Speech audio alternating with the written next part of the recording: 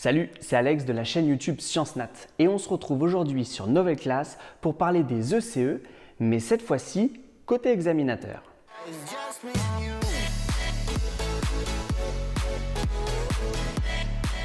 Alors d'un point de vue examinateur, les ECE c'est quelque chose d'assez lourd. Ça nous prend beaucoup de temps en amont pour d'abord choisir les sujets, vérifier qu'on a tout le matériel, que le matériel fonctionne. Il faut peut-être faire des commandes, racheter, il y a un gros travail d'équipe qui est à faire et bien sûr mettre en place et faire passer l'épreuve à nos élèves.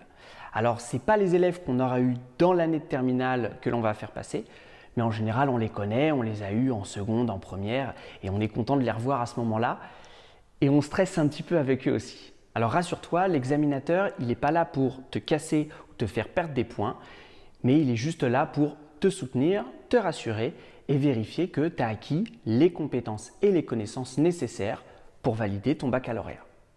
Alors comme je te l'ai dit dans la vidéo qui concernait la vision candidat de l'ECE, il y aura publication lors de ton année scolaire d'une centaine de sujets de CE.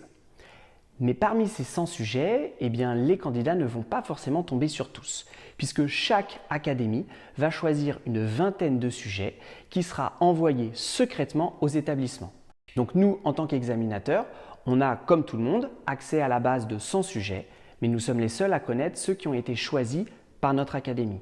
Et parmi ces 20-là, on va choisir ceux que l'on souhaite faire passer à nos élèves.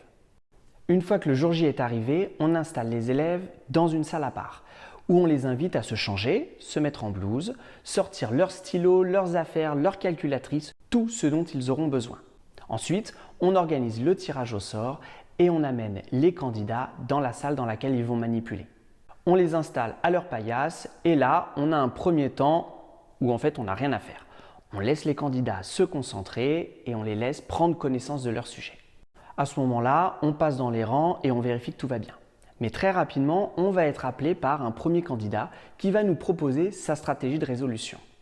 À ce moment-là, on va attendre de sa part qu'il nous propose ce qu'il veut faire, comment il veut faire et à quoi il s'attend.